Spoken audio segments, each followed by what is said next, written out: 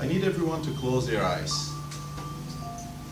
Imagine how the future looks like through your own perspective.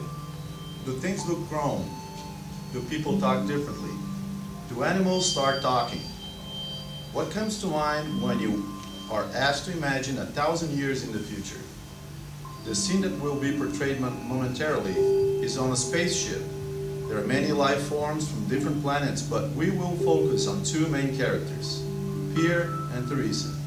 Now, you may open your eyes. Father, I won't wonder how far could I possibly go on this spaceship? Mother, I know I'm your daughter, but I am no longer 8. While Pier and Theresa drifted from their parents, they happened to meet each other at a congregation area. Oh, whoa. Sorry. Hey, I'm Pierre, son of Gruden, from the land of Asphar. I'm Theresa, daughter of Carter from the land of Plutonia. Plutonia, isn't that like the farthest planet from the solar nebula? Should I be impressed that you know the order of your solar system? Why are you coming across so negatively? I'm only hoping to appease you in some polite conversation. And what makes you think I want to be appeased by you? Oh, aren't you a tough one to crack? My father always did say, if it's difficult, you gotta just keep trying. Are you done? Listen, since I met you, I've not only lost time, but I've also gained a headache. Should I put a cardboard cutout of myself so that you could try to appease it? I shall gain her love one day. Mark my words. Mark my words, I'll gain her love one day.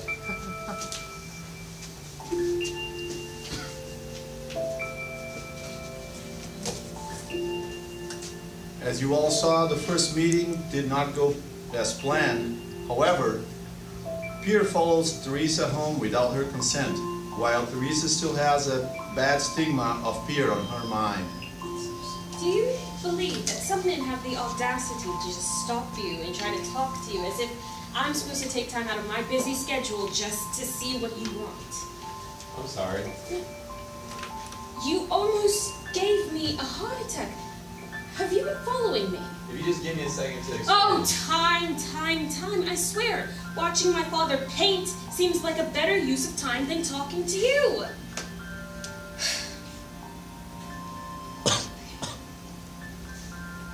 Why don't you befriend them across the street?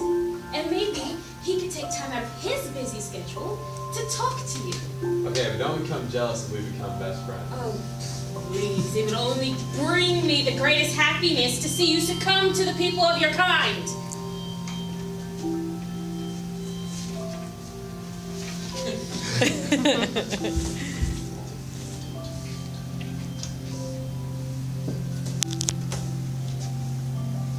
Later that night, when Theresa is saying grace, she still cannot seem to get Pier out of her head. She's no longer angry at him, but at herself for treating him so poorly. You know, I guess I do like her, but every time I try to befriend her, she just swats me away like a mosquito. Do you think it's worth it? Seeing how your families are at war with each other, would you risk it for her? Of course I would. I'd do anything for her. I just try to come off as an overall good guy, and then again she just swats me away. Maybe stop trying so hard. Let her come to you. Anyways, thank you for the meal, but I really should be going. You know, it's been good talking to you. Maybe we can catch up later. As Theresa searches for Pier, she grows more and more worried on his well-being with every passing minute. I have to find him. I have to apologize to him. I didn't mean to be so mean to him. You know, I love her. I've had it. I have to confess my love to her. Let this spaceship be hit by an asteroid if I do not confess my love to her on this day. With each passing minute, the scenarios in Theresa's head turn from bad to worse for Pier. While Pier searches for Theresa in the crowd of people. Maybe he found another girl. Maybe he jumped off the spaceship. Maybe I'll never find. You know what? No, don't think like that, Theresa. You're gonna find him, and everything will be happily ever after. If I don't find her now, I'll never know what happened to her. I have to bid her a farewell before I depart. On her quest to find Pier, Theresa's father tells her it's time to go back to Plutonia as all business has been taken care of. Theresa, however, insists on staying despite what her father said. I won't go without finding him. I have to apologize.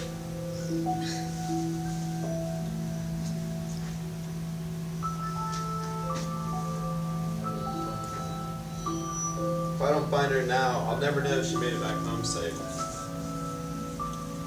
Theresa's father demands her to get in the rocket or else be stuck on the spaceship forever. Theresa chooses the latter, and her father leaves in disgust with her mother and some advisors on plutonium. Great. Now my parents have left me, and I have no luck of finding Pierre. Why am I so after this guy? I only met him yesterday. If I don't find him by tonight, I will come back here in the morning, and I will put a wooden stake through my heart. Why was she in her life? I don't understand. Hey, you beggar. Come help me come up with an elaborate plan to get her back. She'll be here at dawn tomorrow, so we only have 24 hours. You have to hurry.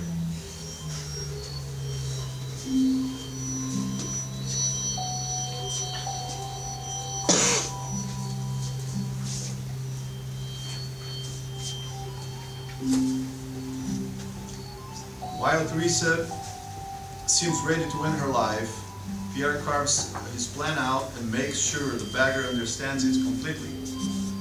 The beggar tells the family of Pierre that he has died, and they seem to mourn his loss, but ultimately return back home to Aspar without him. The time has arrived for Theresa to return to the congregation area. What a horrible conclusion to his life. And all because of me.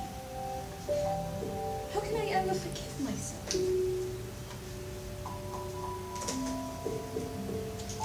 The beggar calls Theresa over and tells her that Pierre did in fact kill himself.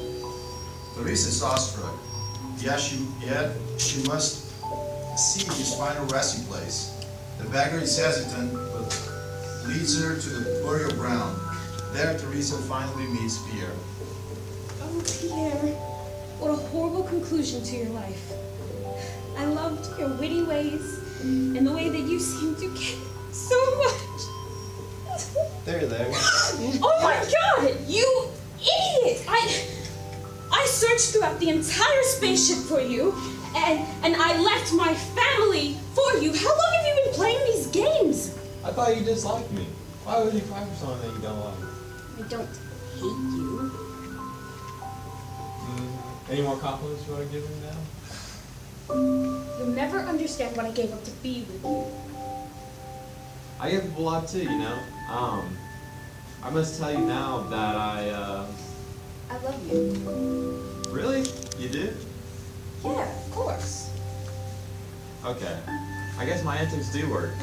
Let's get out of here. Alright,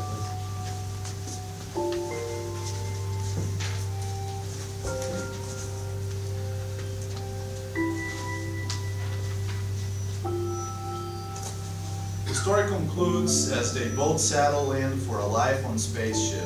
Sometimes in life you must sacrifice a great deal for true love, and that's exactly what Pierre and Theresa found in each other.